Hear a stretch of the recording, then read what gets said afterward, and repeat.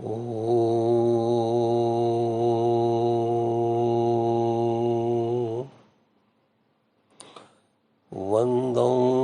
गुरुपदकं कृपा सिंधु नररूप हरि महामोहतम पुण्य जासु वचन रवि कर निकर। जय साहब जी की, जय साहब जी की। श्री रामाश्रम सत्संग परिवार के सभी सत्संगी भाई बहनों को प्रणाम। राम राम। जय साहब जी की। परम पूज्य साहब जी के दिव्य अमृत वचनों से संकलित आज के श्री राम वचनामृत का शीर्षक है ध्येय, ध्यान और ध्याता। ध्येय, ध्यान और ध्याता। अधिकतर 3 बातों के तालमेल से सारा काम चलता है, चाहे वह कार्य सांसारिक हो या परमार्थिक हो। यहाँ पर साधारण तौर पर हम यह विचार करेंगे कि हमारा ध्येय क्या है। प्रत्येक कार्य को करने से पहले ध्येय बनाना पड़ता है। जो कार्य हम करते हैं उसको करने का हमारा ध्येय क्या है। ध्येय माने है लक्ष्य, मकसद। बिना ध्येय के कोई कार्य हो ही नहीं सकता। हम यहाँ पर ध्येय का अर्थ विशेष रूप से ग्रहण करें तो साधना पक्ष में ध्याता, ध्यान और ध्येय को मानना पड़ेगा। ध्याता माने है ध्यान करने वाला। प्रत्येक कार्य का करने वाला कोई न कोई अवश्य होगा, क्योंकि बिना कर्ता के कोई काम नहीं हो पाएगा। इसी प्रकार बिना ध्याता के कोई भी किसी प्रकार के ध्यान की क्रिया नहीं हो पाएगी। और ध्यान माने है क्रिया। ध्याता किसी वस्तु का चिंतन करेगा अथवा सोचेगा। उस सोचने विचारने की क्रिया को ध्यान कहेंगे। ध्यान की क्रिया मन से होगी। शारीरिक क्रिया को ध्यान नहीं कहेंगे, वह तो कर्म कहलाएगा। ध्यान को यदि कर्म कहें तो वह मानसिक कर्म होगा, शारीरिक नहीं। तो हम मानसिक क्रिया जब किसी विशेष वस्तु को प्राप्त करने के लिए करेंगे, विशेषतः भगवान को प्राप्त करने की जो भी क्रिया होगी वह ध्यान कहलाएगी। फिर उस ध्यान की नाना प्रकार की भूमिकाएं होंगी। सो तो रही अलग बात। यहाँ तो केवल इतना ही समझना है कि ध्यान से मतलब भगवान की प्राप्ति की मानसिक क्रिया। इसके बाद आता है ध्याता। जो ध्यान करेगा वह किसी लौकिक वस्तु की प्राप्ति के लिए नहीं, अपितु जो लोक और परलोक का निर्माता है, जो अखिल सृष्टि का विधायक है, जिसे जनसाधारण परमात्मा या ईश्वर के नाम से, अल्लाह या गॉड के नाम से बोलते हैं। हमारा यहाँ तात्पर्य उससे है जिसके लिए हम ध्यान करते हैं, जिसके लिए हम लौकिक पारलौकिक सारी इच्छाओं वासनाओं को त्याग कर केवल उसी का अहर्निश ध्यान करते हैं। उसी के लिए हमारी सारी मानसिक शक्तियाँ लगी हुई हैं। जब हमारी मानसिक शक्तियाँ किसी ओर पूर्णतया लग जाती हैं, तब शारीरिक क्रियाएं स्वतः बंद हो जाती हैं।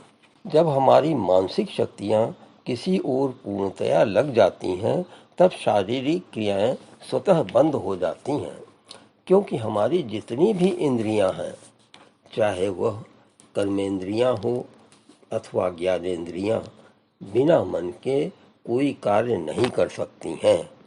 अतः जब मन का लगाव पूरी तौर से परमात्मा की ओर हो रहा है, तब शारीरिक सारा व्यापार बंद हो जाएगा। फलतः यहाँ पर यही समझने और जानने की आवश्यकता है कि हमारा ध्यान ध्येय में लगा हुआ है, और इस प्रकार ध्यान करते करते जब हमारी संपूर्ण वृत्तियाँ ध्येयाकार हो जाएंगी, तब फिर हम ध्येयमय हो जाएंगे। यह वृत्तियाँ हमारे ध्यान में नाना प्रकार के विघ्न या बाधा पहुँचाएंगी। तब ध्येय की प्राप्ति कैसे होगी? यह वृत्तियाँ योग दर्शन में 5 प्रकार की बतलाई गई हैं। इन 5 प्रकार की वृत्तियों के अंतर्गत सारी वृत्तियाँ आ जाती हैं। वैसे वृत्तियाँ तो असंख्य हैं। जब यह सारी वृत्तियाँ निवृत्त हो जाती हैं और जब असंप्रज्ञात समाधि में प्रवेश होता है, तब वृत्ति ध्येयाकार हो जाती है और तब कहीं ध्येय की प्राप्ति होती है। यद्यपि इसके बाद भी बहुत सी अवस्थाएं पार करनी पड़ती हैं, किंतु उस प्यारे की झलक मिलने लगती है और ध्याता को यह आश्वासन मिल जाता है कि प्यारे की गली में आ गए हैं। इस प्रकार ध्येय की प्राप्ति होती है।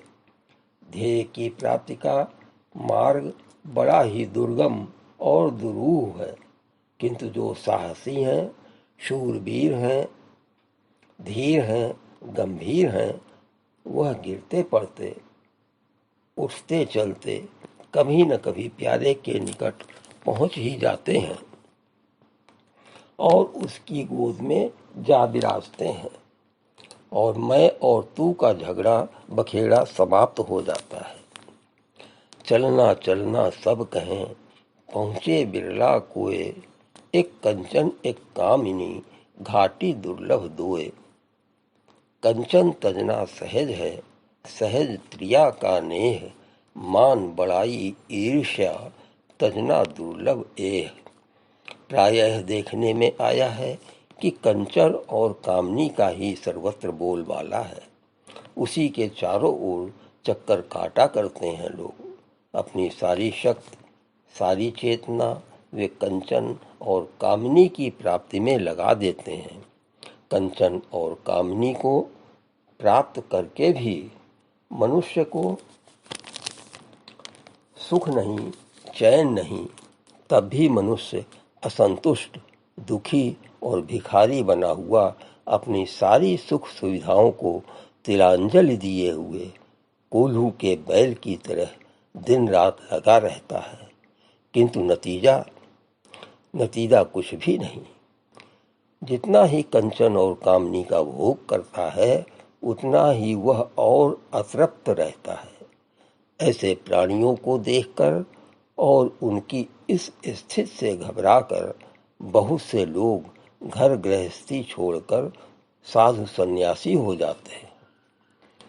इनमें बहुत से वास्तव में कंचन और कामनी को त्याग कर देते हैं, किंतु इनके अंदर मान, बड़ाई और ईर्ष्या अड्डा जमाए हुए हैं।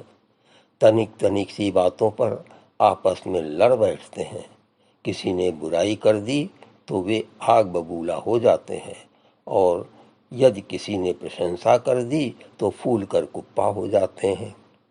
अपने साथी साधु सन्यासी को संपन्न और प्रतिष्ठावाद देखकर ईर्ष्या करने लगते हैं। कहने का तात्पर्य यह है कि जिस कारण मूड मुड़ाया था, जिस बात को लेकर सन्यासी हुए थे, घर बार, कुटुंब, कबीला छोड़कर निकले थे, मन में यह ठानकर कि भगवान की प्राप्ति करेंगे, साधु बनकर परमात्मा को प्राप्त करेंगे, वह सब भूल गए और लोक में मान प्रतिष्ठा में फंसकर बड़े बड़े आश्रम बनाकर मठाधीश, मंडलेश्वर और महामंडलेश्वर बनकर घर गृहस्थियों की भांति ही भोग ऐश्वर्य में फंस गए। कहावत है कि आए थे हरिभजन को, ऊटन लगे कपास, अर्थात भूल गए अपने ध्येय को और फंस गए 99 के चक्कर में। ओ जय साहब जी की। अब अगले कार्यक्रम में आपसे फिर भेंट होगी। सभी सत्संगी भाई बहनों को प्रणाम। राम राम। जय साहब जी की। जय श्री राम। जय श्री राम।